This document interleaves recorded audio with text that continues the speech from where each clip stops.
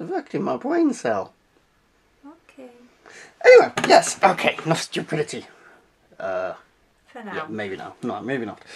And it's that time of month again. It's time for the spaceships, and it seems to have come around rather fast this time. In fact, faster than I expected because it arrived unexpectedly. What's the date today? 20. So, yeah, it's a bit early. So, anywho, let's see what we got. I've got an idea of what one of them is, but I have no idea what the second one is. Would you like to remove them, Miss You Fluffy? might want to. Oh, I wasn't looking. Yes, but the cameras can see them. Oh, yeah. I'll blank that out later. Me stupid. Me not looking. There. Are they out of shot? They are out of shot. Properly out of shot? Yes. Are you sewer? I'm Surak. You're sewer. Okay. First one. Oh yes, that's the one I knew about. Right. Okay. The Vulcan Surak class. Not what I was expecting it to look like, actually. Oh, it would help if I did that. And perhaps... there we go. Service improved. Roger. Okay, I'm trying to... just a bit small to get in shot. Weird. Anyway, Vulcan Surak class. Launched 22nd century. Length 350 meters. Not bragging. Maximum speed warp 7. Let's have a look inside the book. Surak class designing the ship, creating the CG ship, and on screen. Oh look, dead on. Cool. Actually looks a lot better than I thought it was going to. Hope the model's decent. Could be hit and miss. You never know. Okay. Weapon, particle beam emitters and photonic torpedoes. Oh. Captains Vanek and Surak. Ooh, look at that. It's a weird ship. One of the Ranger Star Trek ships. Keeping that light out of shot. Okay, the Surak class was a 22nd century Vulcan ship that could be configured for science or combat duties. The script for Breaking the Ice stated that the class name for the Vulcan ship was spelled Surak, which ties in with how Captain Archer pronounced the name.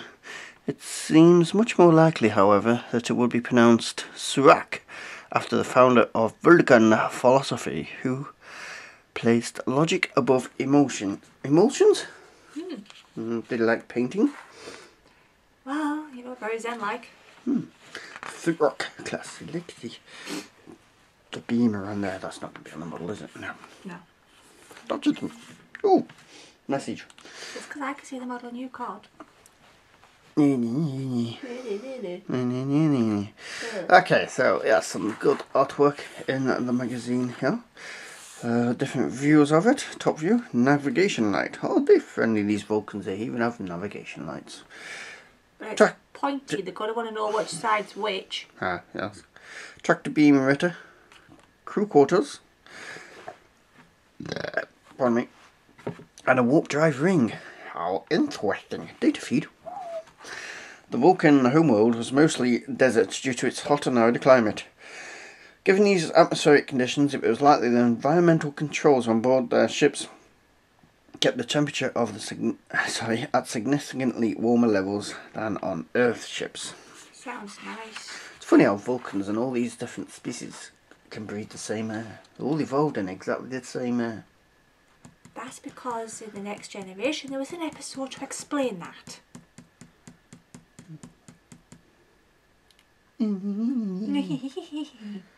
Nerd. Next, Yes. Designing the Surak class. Got a big red end. Need something else. It's turned red. What is that? Oh, an early design that Doug Dexter came up with was directly inspired by the Tibilla half that appeared in Star Trek First Contact. Haha. Yes, one of the more unique vessels in the Star Trek universe. What's that got to do with it? Decker showed Lilia Lear, sorry. The ships that are being called Enterprise, including the one with Jeffrey's hoop design. Ah, there's one in 1981. Oh, you're covering. Oh, I see what she's doing. She's sneaking around with a thing here. It's covering the next ship so I can't see it. Oh, there we go. Creating the CG ship, so CGI ship this time. Ow! Legs are going dead. There we go. Yes, it's supposed to be an Enterprise. And on screen, TV appearance was Enterprise, first appearance Breaking the Ice, and final appearance in United. Okay, and you also get a free Maplin's catalogue with £1.50, and you have to fill in your name and address, and you will get slightly out of date. your 1987 catalogue from all branches as well. W.H. Smith for just £1.50. Hundreds of new products from 1987. Be interesting to get that. Okie dokie, and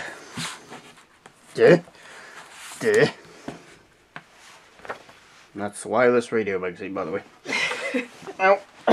And the back picture. Ooh, look at that. Top shot.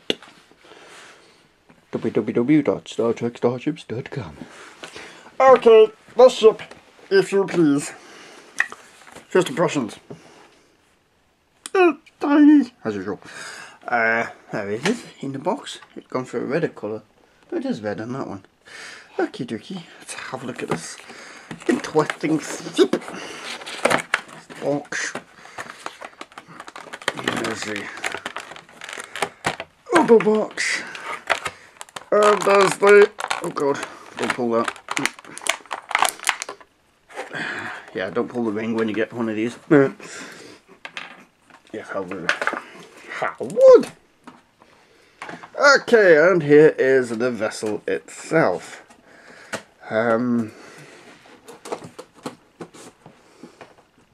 Yes, the tiny model. Tiny little model. And there's the front. Well, they have put silver in there where the warp ring would be.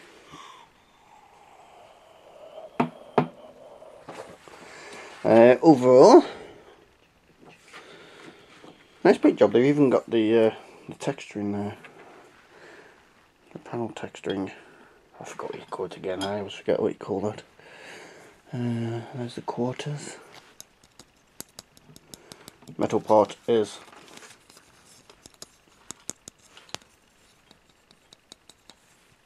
not sure. I think this upper whole structure here is metal. There she is. I'll look around the back. Overall, it appears to be very well made. It's coming out anytime soon. Look at that. Oh, good. The standard actually works properly. Now that I jam it in. Does it grip the ship properly? I have no idea. Let's have a look.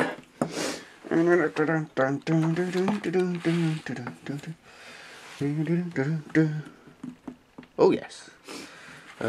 Which way? Huh. Gonna be the other way, isn't it? Dope. Didn't really.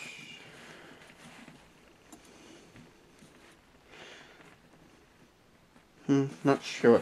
Because now that end's dying down. Oh no. What's it show? Crew quarters facing away from stand, so there we go. It's going to be a fun one to get level. There we go. There she is. That's a tiny, you modelled that one. Okay, in and of itself, it's rather good, but yes, not a favourite. Next! Another bird of prey. How many bird of prey do we want? How many have we got? 2. I think. Hang on, how many is there? 1, 2. I think there's 2 around. Ah, but that's a scout ship though. This is a scout ship. Okay, we need more main Enterprise vessels, more main Federation ships. Getting a lot of these at the moment. What? I was just going to see how many. They're up there. They're on the big guy shelf. Yeah, I was going to see which kind we've got. Okay. Okie dokie. So, scout ship launched 22nd century, length 145 meters with disruptor cannons. Specification: operational 2150s. Warp 5, top speed, and mission this time: patrolling, raiding, and assault. That's not been on any ones before. Mission. Oh, excuse me. Bird of Prey designed the ship, making sense of Klingons. Are you ever going to make sense of Klingons? I don't think so. Right. Okay. What? We've got the Katinga class, which is the battle cruiser, Mm-hmm. and the Burrell class Bird of Prey. Oh, right. Right. Shall we carry on? Yes, let's carry on. In the 20th century, birds of prey were on the front line of the Klingon Empire. Other ships in the Klingon fleet during the 22nd century included the Raptor and the D4 class battlecruiser, both of which shared the basic layout that would later be used for the Katinga class. Okay. Oh. So I have read this. Let's get rid of some of that shining off there. Right. Best I can do. This Klingon Jobby Goody Doody. The first Klingon bird of prey Starfleet encountered was commanded by Duras, son of Toral. This Klingon captain had been humiliated by Captain Archer, who cast Duras's command when he prevented him from capturing some Klingon rebels. The Klingon High Command restored Duras's rank and sent him to apprehend Archer, but he underestimated his foe, who destroyed Duras's ship in a battle in the Expanse. The Expanse. Okay. I'll leave that one for you to read, should you get it, or pause, or... Fluffy's doing her cover-up duties. So I don't see what ship's coming next time. There we go. Okay. Oh, it's quite an interesting looking ship, this one. Could be good. The bird of prey generates a warp field by sending superheated plasma. Superheated plasma? How do you have superheated plasma? I don't know, I'm not an engineering ensign, so I couldn't tell you. It's physics. Plasma is the highest form of energy. Well, it's the highest state of matter. You can't have superheated plasma. This Plasma is Star is Trek, they can superheated have by whatever default. they want.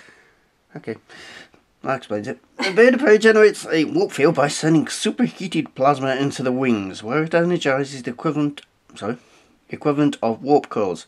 Energy from the plasma can also be directed into the wingtip disruptors. Impulse engine, bridge module, in the usual place. Disruptor cannons, hope we don't knock them off this model. That we did the other one. Escape pad hatch, shuttle bay, impulse engines. Torpedo launcher, disruptor turret, and impulse engines again. Cannon, bridge module, and disruptor cannon. Let's have a look.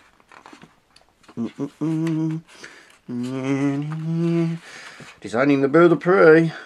Oh, it's a nice design. Look at that, it's very detailed. Oops, put it down so you can see. It's very detailed design there. Making sense of Klingons. How are you going to do that? The Klingon Empire played a major role in Deep Space Nine, and Martok was all but a series regular. Almost a series regular. He appeared in it quite frequently. He was one of the more frequent characters that wasn't actually a main part of the cast. Yes. Although, don't annoy a Klingon woman. Okay. She'll kill you.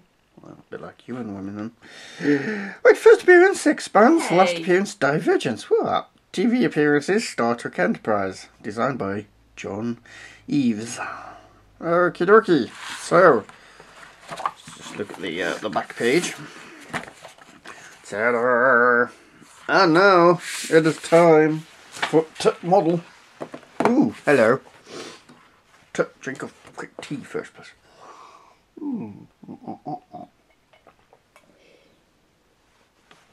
Right, okay. And there's a quick first look. Put the lights around. There we go. In her box. Oh, his box. These models seem a bit small, don't they? Right, okay, take her out and let's see what we got. Oh, I'm not doing the other way. That way doesn't work. Right. Okay. Go. Baba. There she is. And it is tiny. Well, it's not a battleship, so it's a scout ship, isn't it? So Yes. it is tiny. What's the length of a normal one? A big one. The Katinga. Yeah. This is 154, I think it said. Let's see. But let's judge the model for what it is. Well, the Fluffy does some rail research. class is 139 metres. Oh. I think the Katinga's quite a bit bigger. Millions. So let's have a look at the model itself. I do like this upper structure here. Katinga's 349.54. Oh mate. Oh right. So this is quite small. Yes. What's the length of this one according to? According to 145. Oh right, so it's a smaller one. But it is a very small model. Look at these tiny. It's a scout ship, they're not very big. Yeah, but they made the runabout much bigger. But okay. That's supposed to go in there, blow something up, and come out pretty darn good. Bit like my curries. A lot like your curries. My curries have that effect. Okay, so I shall call it a Katinga. What do you call them? What's this one called again? Scout ship. I call it a scout ship curry. Okay, I love the detail. I like these pylons and stuff, and the window. Oh, sorry, the whatever it is there. I forgot already. What? What's that? Impulse engine? Is it? Weird. Oh no, the impulse engine's at the back. That's those things. It doesn't actually say what that is. Watch out. Oh. Forward shield.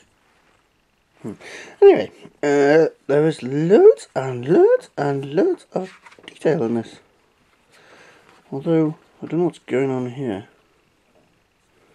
Was there supposed to be a cannon under there? I think, maybe. It's a bit missing there. Disruptor cannon. Yes, a bit missing. Where? There.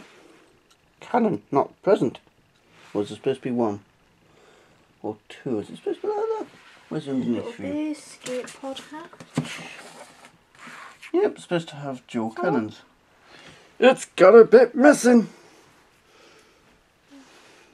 We have a failure. Oh, that's for just. I think that might be this. According to this, there's two. Torpedo launcher. There you go, it's two cannons. That's obviously a hole where it's supposed to be. Indeed, we are missing a cannon. Oh dear. Oh dear. Is it not falling off? I've just been checking to make sure it hasn't fallen off. It'll be in there if it does. No. I didn't see it come off. Great, we've got a scout ship with one cannon. Yeah. Its big brother's got a cannon missing after he dropped it. Can't see it around. I think it may have come like that. We'll have to review the video as we unpack it, but I think it's come with one missing. Oh dear. Have to get in touch with them. But other than that, okay, it is a really, and its size, it is a really nice model. Good detail, good paint job there. All the details on it. Very nice. I shall review the video and leave an annotation here to say whether that got knocked off or which was never there. I'm suspecting it was never there because there's no sign of glue or anything there. Yeah, I wonder if they've been mismade. Anyway, so let's put that there. We'll put it on display for now until we sort out with them and us. There's definitely... There's 2 cannons. We are lacking a cannon. We are indeed. So I'm suspecting it never came with it. So, right, yeah, okay, overall, models themselves a bit small, but they are